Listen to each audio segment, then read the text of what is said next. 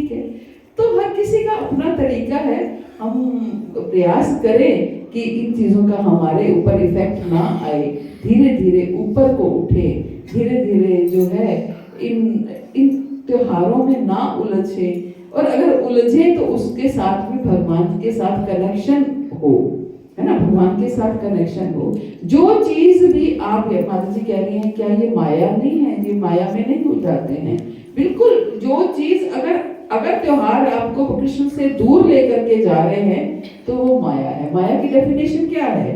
माया की डेफिनेशन है जो चीज भी आपको भगवान से दूर लेके जा रही है वो माया है। जो चीज आपको भगवान के करीब लेके जा रही है वो भक्ति है, भले ही वो आपका सोना ही क्यों ना हो। अगर आप सो रहे हैं और सोने के बाद आप उठ करके फ्रेश होकर के भगवान की सेवा इसलिए सो रहे हैं कि बॉडी थक चुकी है और सुबह उठ करके भगवान की सेवा अच्छे से हो पाएगी, अदरवाइज शरीर अब चल नहीं रहा है। जो हमारे गोस्वामी लोग हैं क्या है, वो 2-2 घंटे 1-1 घंटे सोया करते थे। तो जब शरीर बिल्कुल ऐसा हो जाता था कि अब शरीर बिल्कुल निढाल हो रहा है, तब वो 1 घंटे के लिए आराम कर लेते थे, 2 घंटे के लिए आराम कर लेते थे। तो उनका सोना भी क्या था? भक्ति था, है ना, क्योंकि 2 घंटे आराम करेंगे तो शरीर फिर से भगवान की भक्ति में अच्छे से लग पाएगा। तो अगर आप जो चीज आपको भगवान से कनेक्ट कर रही है, भगवान के करीब लेकर के जा रही है, वो भक्ति है, भले ही वो सोना क्यों ना हो। और जो चीज आपको भगवान से दूर लेके जा रही है वो माया है, भले ही आप दीपावली पे दिए ही क्यों ना जला रहे हो, है ना। अगर आप भगवान से उससे कनेक्ट नहीं हो रहे हैं, भगवान से दूर जा रहे हैं, तो वो माया है। तो अब देखना हमें है कि हम माया में उलझ तो नहीं रह गए, है ना। खोज हमें करनी है कि कहीं हम माया में उलझ तो नहीं रहे। होता क्या है, हम बहाना तो बनाते हैं संसार का, समाज का, कहीं ना कहीं हमारा अपना मन उसमें लगता है। आप नोट कीजिए, अगर हम कहीं त्योहारों में, शादी ब्याहों में जब हम शॉपिंग करते हैं, जब हम इकट्ठे सारा परिवार की गैदरिंग होती है, उसमें गपशप मारते हैं, तो कहीं ना कहीं हमारा मन भी उसमें उलझ जाता है, हमारा मन भी उसमें लग जाता है। अगर नहीं लगता होता तो हम वहां से उठ करके कुछ भी किसी भी तरीके से अपना भजन कर सकते हैं। इसका मतलब क्या है, अगर ऐसा होता है तो अभी हम कच्चे हैं, है ना, अभी परिपक्वता नहीं आई है ना, परिपक्वता नहीं आई है। तो कैसे परिपक्वता लानी है, ये हमें खुद को खोजना पड़ेगा। कैसे हम परिपक्व हों, कैसे हम भक्ति में आगे बढ़ पाएं, कैसे हमें कृष्ण के अलावा कुछ दिखाई ना दे, कुछ सुनाई ना दे, कुछ समझ ना आए, यही हमें सीखना है। इसी चीज की प्रैक्टिस है, इसी चीज की ट्रेनिंग है। भगवान कहते हैं ना, अभ्यासे तो कौनते वैराग्य जगेति, है ना। भगवान अर्जुन भगवान से पूछते हैं ना कि प्रभु ये मन बहुत चंचल है जो वायु की गति से भागता है। चंचलम ही मना कृष्णा प्रमाथि बलवतम दृढ़म तस्याहम निग्रह मन्ये वायोरिव सुदुष्करम। ये मन जो है बहुत चंचल है जो वायु की गति से भागता है। तो भगवान क्या कहते हैं, असंशयम महाबाहो, इसमें कोई संशय नहीं है। असंशयम महाबाहो मनोदूर निग्रहम चलम अभ्यासेन कौन्तेय वैराग्येन जगेति। हे कुंती पुत्र, अभ्यास करो। किस चीज का अभ्यास करो? कि कैसे इन चीजों से बच करके अपनी भक्ति को निकाल करके लेके जाना है ना। इस चीज की प्रैक्टिस करो। और प्रैक्टिस हर किसी के अलग अलग तरीके से हो सकती है, हर किसी का अभ्यास अलग अलग तरीके से हो सकता है। अंतर यही है कि हम लोग खुद अंदर से, हमारी इंद्रियां भी हैं उसमें लिप्त हो जाती हैं, हमें भी वो चीजें अच्छी लग रही हैं, तभी हम वो करते हैं। अदरवाइज समाज की, संसार की किसी की इतनी हिम्मत नहीं है कि वो हमें खींच पाए।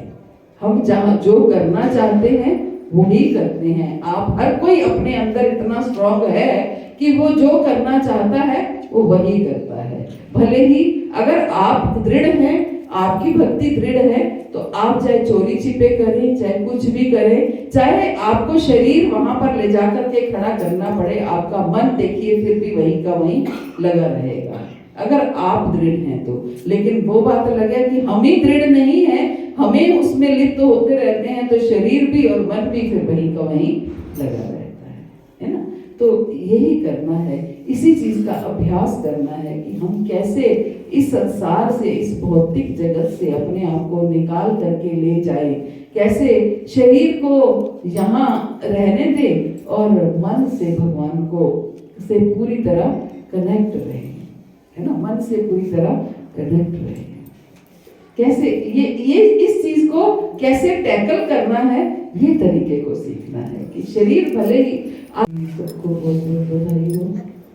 आज कार्तिक मास का रोज ही सुंदर दिन होता है और आज भी सुंदर ही दिन है। आज शुक्ल पक्ष की द्वितीया तिथि है और भाई दूज का दिन है।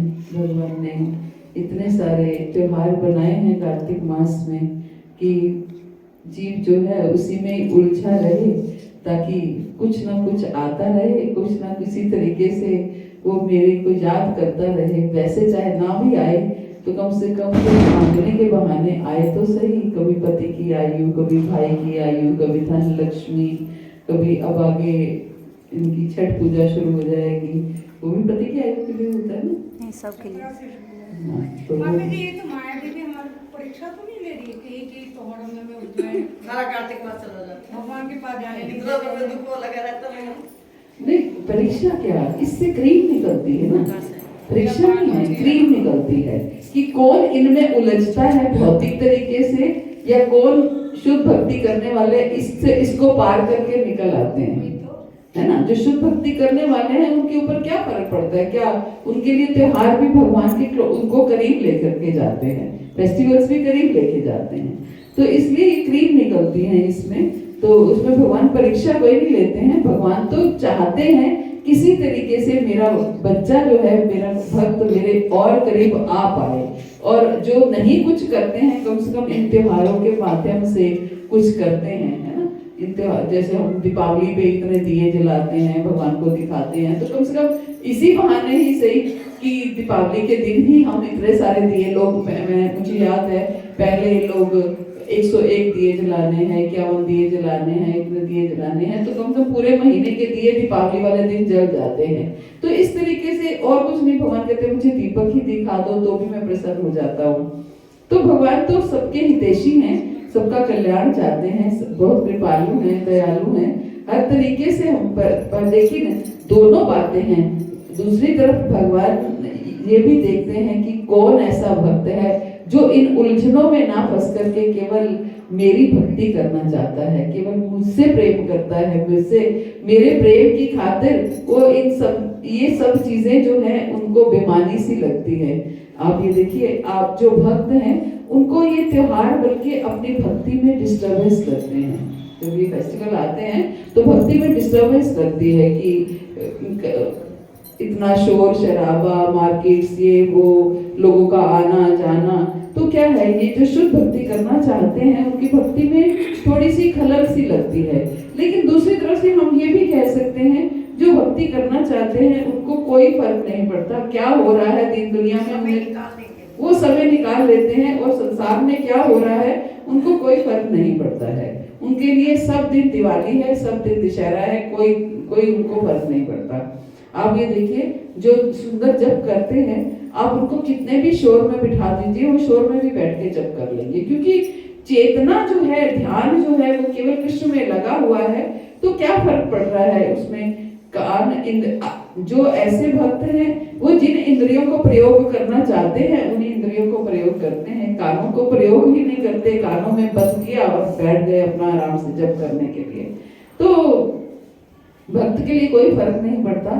बस ये है कि हाँ, संसार जो है, भगवान का जो उद्देश्य है वो केवल यही है कि किसी तरीके से मेरे बच्चे मेरी तरफ आए, लेकिन हम उलझ जाते हैं, इनको छोड़ने का प्रयास ही नहीं करते हैं। अब देखिए, आप देखिए पुरुषोत्तम मास की जो स्ट्रेंथ थी और कार्तिक मास की स्ट्रेंथ में कितना अंतर है। यही डिफरेंस है कि लोग त्योहारों में इतने उलझ जाते हैं कि ये सोचते ही नहीं है कि एक्चुअल में कार्तिक मास किसके लिए है, भक्ति करने के लिए है। साउथ इंडिया में जैसे हमारा कार्तिक ये है, उनका जब हम कार्तिक पूर्णिमा अब अगली आएगी, उनका कार्तिक पूर्णिमा से कार्तिक शुरू होगा, वो उसको कार्तिक कहते हैं। जिसको हम मार्गशीर्ष कहते हैं, उसको वो कार्तिक कहते हैं। तो उस मास में उनके यहाँ पर कोई फेस्टिवल नहीं होता, कोई त्योहार नहीं होता, कोई शादी नहीं, कोई ब्याह नहीं, कुछ नहीं होता। इसीलिए नहीं होता कि ये पूरा मास उनका भक्ति का महीना है, केवल वो भक्ति करते हैं बस, और उनका कोई कार्य नहीं होता। भजन करने के लिए ये कार्य वो महीना होता है। और हमारे यहाँ भी जो भक्त करना चाहते हैं वो केवल भजन करते हैं, इस मास में पूरा पूरा लाभ उठाते हैं। लोग सब कुछ छोड़